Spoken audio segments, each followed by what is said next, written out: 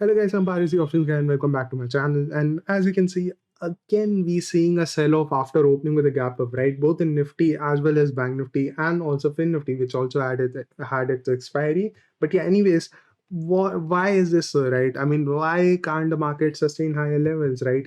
Even after opening with a gap up, the sellers are not really getting very kind of scared, right? They are rather adding more positions, and buyers are not getting aggressive. Why is this so, right? The simple reason could be that since the budget is arriving, right, and the budget day, February 1st, could be very volatile. Historically it has been very volatile.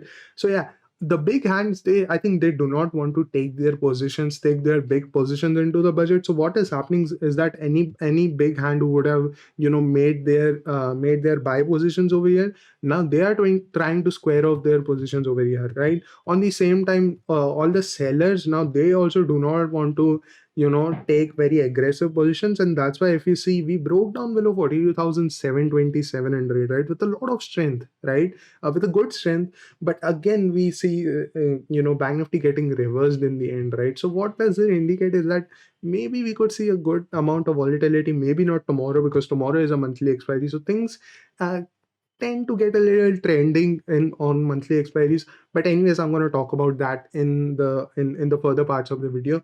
But yeah, that's the reason. Maybe the big hands do not want to, the big institutions who make a lot of, like, who have very big positions, right, they do not want to go into big positions in the budget, right? Go with big positions into the budget day. So that's why they are trying to kind of square out their longs over here. That could be one of the reasons, right? Anyways, what can we expect for tomorrow is that, first of all, see, not every day is going to be a sell-off, right? There definitely will be one day, right, where the market moves up and then stays up, right? So tomorrow could be that one of those days, right? Because as I said, not every day will be the same as today, right? I mean, as like these type of days, right, where we go up, we see a sell-off, we go up, we see a sell-off, we go up, we see a sell-off, right?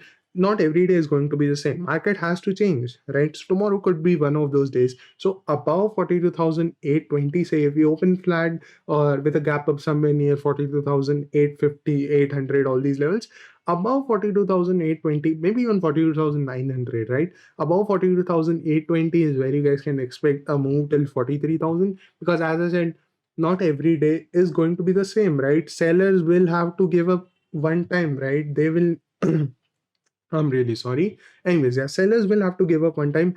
Another reason for why we could move up from here is that 42,700 is I'm sorry, 42,700 is a breakout zone, right? From here, we have gotten a breakout. So what could happen over here is that maybe we could go up till 43,000 and then again reverse from there and break down below 42,700, which could lead to a very big fall, because then this breakout that has been happening, right? I'm going to show you guys exactly.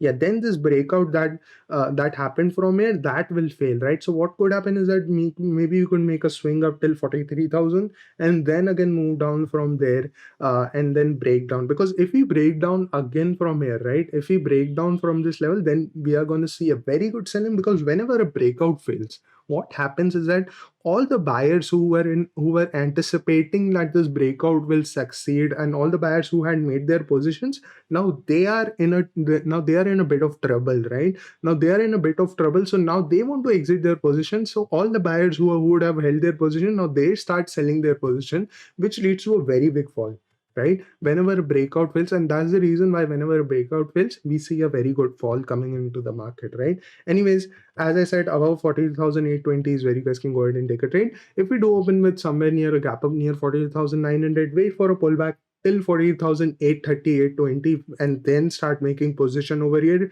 till a target of 43,000 on the upside. And then we'll need to see how 43,000 reacts. How 43,000 reacts for the day, right?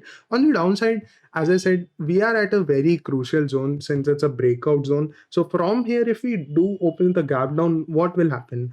See, very simple, right? Say if you are a person who has held a long position over here, right, anticipating that the market will move up from here, we'll see a very good breakout. Market will move up till 43,200, 43,500, whatever level, right? So what will you do if we open the gap down, right? You will definitely be scared, right? Say you held 40,500 p short, right? Like you short at 40,500 p, so you will definitely be scared, right? You'll be like, oh my god, I expected the market to move up, but market is not moving up, let me square off my position. So tomorrow if you open with a good gap down below 42,006, below like today's low, somewhere near 40,600, 40,500, then we could see a very, very good trending market, because all the buyers who would have held their longs over here, now they will start squaring off their positions. And I think even at 40, I think 40,500 P has the highest OI. So if you open here 40,500 P, all the P sellers will also be scared over here, and they'll start covering their P shorts, which could lead to further weakness in the market. Yeah, as you can see over here, 42,500 P has a highest OI of 35 lakh. So so if we do open with any sort of a gap down, right? I mean, keep yourself in 42,500 P seller's position. Say you sold a 42,500 P anticipating that the market will move up from here, right? You will definitely be scared, right? If we open with such a good gap down, you will definitely be scared, right? Like, oh my God, the market is not going in my favor. Market has opened with a very good gap down, so let me exit my position. So all the 40,500 P sellers will get trapped if we open with a good gap down, right? So that's the reason tomorrow that if we open with a gap down, we could see a very good trending market. So you will need to watch out for the first 5 minutes. Do buyers get added, right? If you open at 40,600, do buyers get added over here, or buyers just give up their hopes and we see a very good sell off, right? If the first 5 minutes are looking very bearish, just watch the price action, right?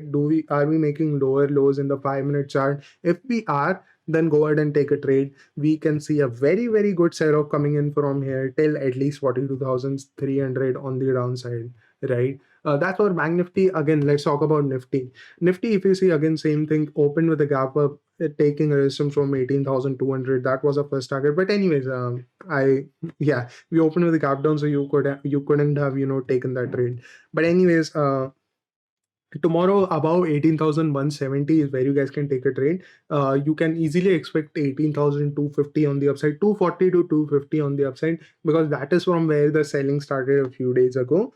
You guys can go ahead and see in the chart. And yeah, as I said, on the downside, wait for 18,080 to be broken, because it is a good support. And as you can see, we exactly took support from 18,080. And tomorrow, this becomes a very crucial level. So tomorrow, if we start going below 18,080, you guys can again go ahead and take a trade. Your first target can easily become 18,020 on the downside, and maybe also 18,000, but 18,020 since it's a swing low. So let's just exit, just book our profits, right? And wait for 20 more points and take more risk.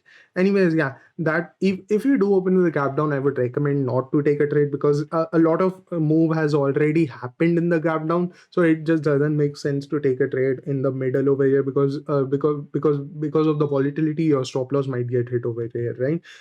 Another trade that you could take is, say if we move down over here and if we wait near 18,000 for 2 to 3 hours, then what will happen is that sellers will start getting added over here. And if we break down below 18,000 in the second half of the day, then you can go ahead and buy buy options over here, right? Rather than selling options, you can buy options over here, because what happens is that in the second half of the day, of the expiry day, option prices are already very low, right? So you can get a very good risk to reward ratio if you buy options in the second half of the day once we start breaking down from here. So anyways, guys, that was it for today.